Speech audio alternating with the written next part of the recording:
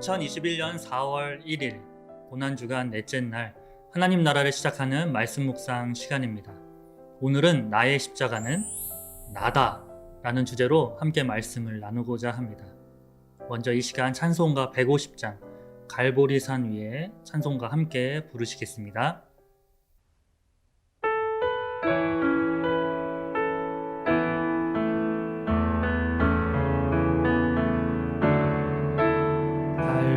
갈보리산 위에 십자가 섰으니 주가 고난을 당한 표라. 험한 십자가를 내가 살아감은 주가 보혈을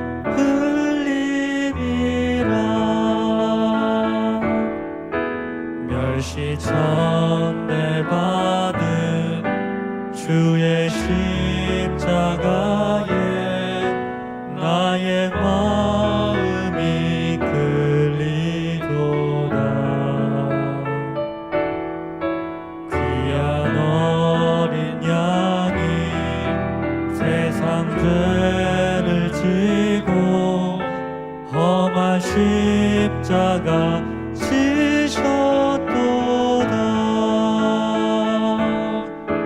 죄의 승리를 얻기까지 주의 십자가 사랑하리. 빛난 멸류관과 기까지 험한 십자가 붙들겠네. 험한 십자가에 주가 흘린 피를 믿는 마음으로 바라보네. 나를 용서하고 내 죄 사하시려 주가 흘리신 보혈이라. 주님 예비하신 나의 본향집에 나를 부르실 그날에는 영광 중에 계신 우리 주와 함께 내가 죽도록 충성하리. 죄의 승리를 얻기까지 주의 십자가 사랑하리. 빛난 멸류관 받기까지 험한 십자가 붙들겠네.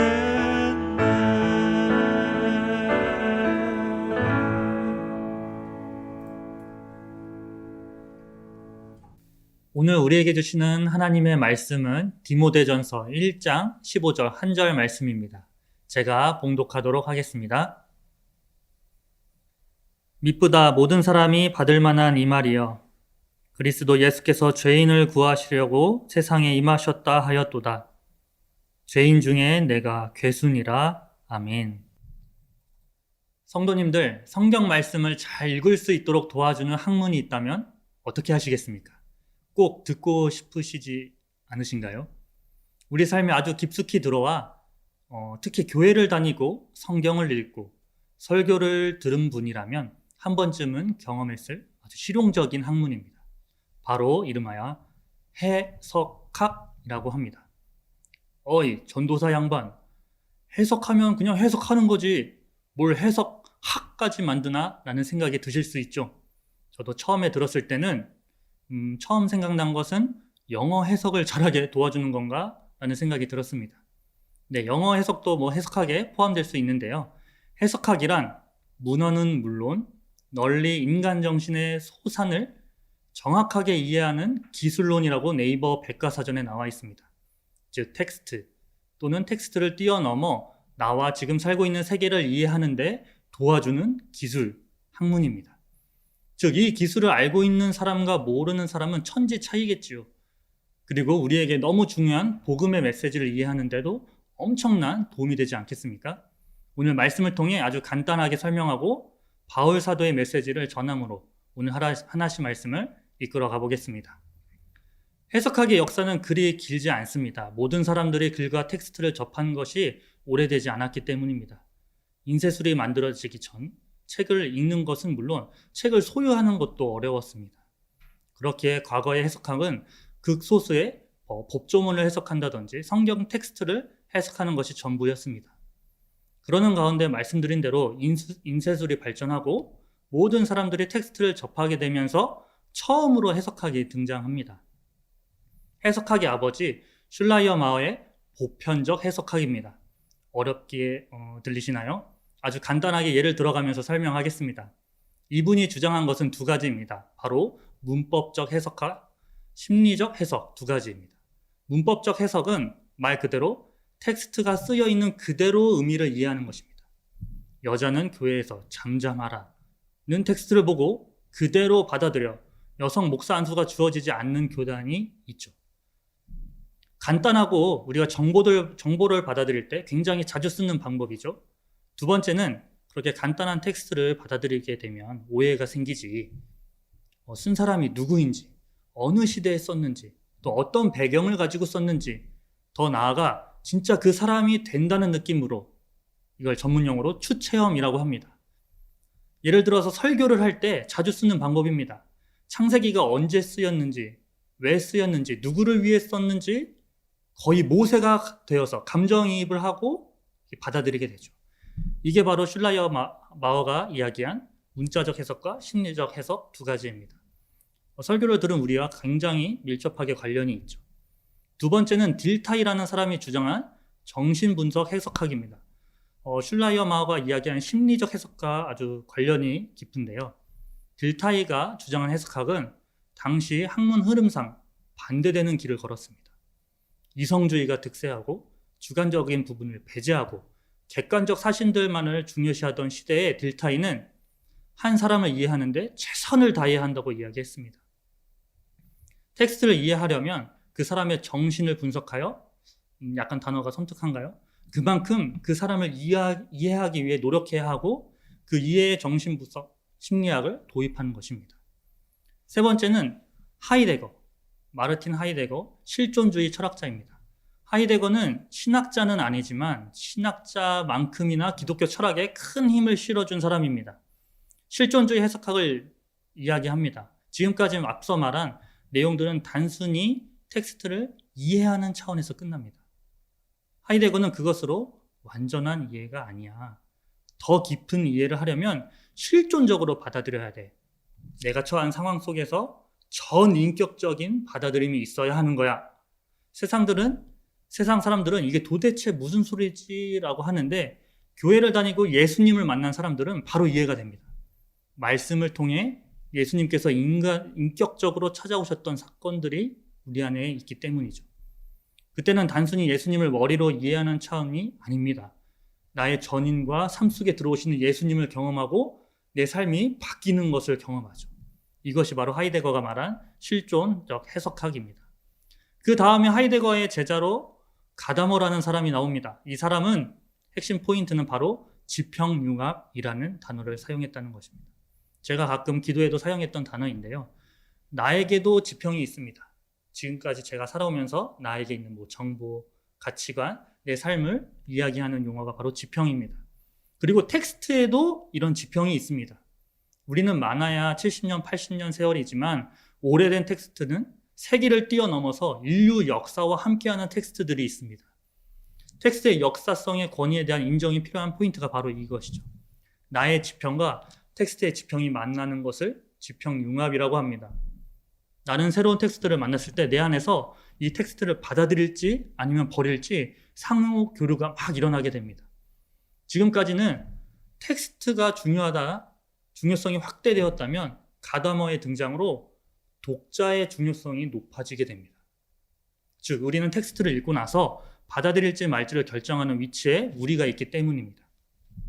자, 예를 들어서 기독교 역사에 있어서 개인적으로 큐티를 시작한 것이 얼마 되지 않았습니다. 즉 개인 묵상 말이죠. 말씀을 읽고 개인이 성경을 해석하는 것은 굉장히 위험한 일이라고 생각했습니다. 꼭 해석하기 발전이라고는 할 수는 없지만 독자가 중요시되는 흐름상 기독교도 그의 영향을 받았다고 할 수 있는 것이죠.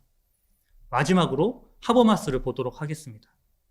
그래, 독자가 텍스트를 받아들일지 말지 결정하는 거 너무 좋아.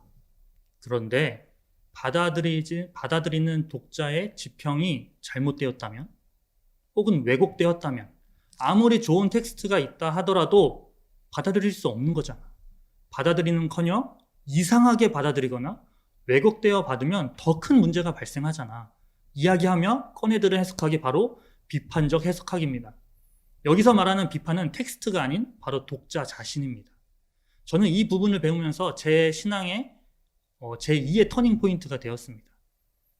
하나님 말씀의 문제, 예수님의 복음의 문제란 표현이 좀 이상하지만 이 세상을 향한 하나님의 말씀의 문제가 없다면, 그 복음이 우리 안에 들어오지 않는다면 문제는 누구에게 있다? 바로 나에게 있구나라는 것을 학문의 깨달음으로 경험을 했습니다.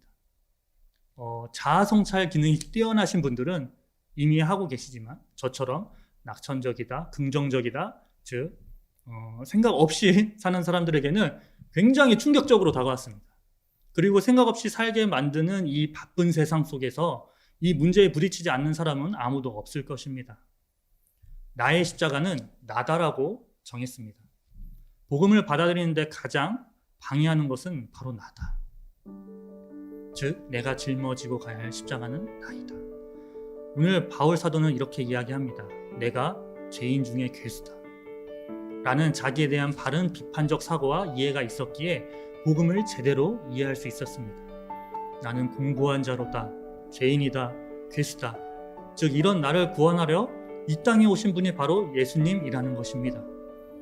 예수께서 죄인을 구하시려고 세상에 오셨다고 하는 이 말씀은 믿음직하고 모든 사람이 받아들일 만한 말씀입니다.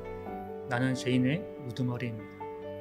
오늘 말씀을 통하여 죄인임을 깨닫고 혹시 복음을 왜곡하여 받아들이는 나의 상처 또 혹은 아픔, 트라우마 등 모든 것까지 성령 하나님의 회복되는 시간이 되어서 주님의 복음이 약한 나를 통하여 복음과 내가 온전하여지는 역사가 있기를 간절히 소망합니다.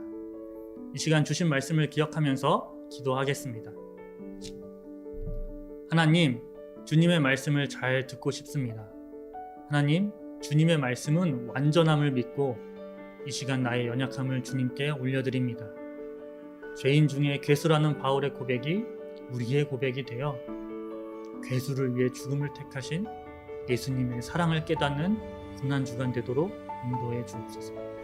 예수님의 이름으로 기도합니다. 아멘. 이 시간 올려드리는 중보 기도 제목을 통해 계속해서 개인 기도의 자리로 나아가시겠습니다. 하나님, 사순절 기간 동안 예수님을 묵상하는 동시에 또한 나를 돌아보기를 소망합니다. 나를 볼 수 있는 눈을 허락해 주시고 다시금 그 눈을 들어 나를 향하신 하나님을 볼 수 있는 믿음을 허락해 주옵소서 라고 다 같이 기도하시겠습니다.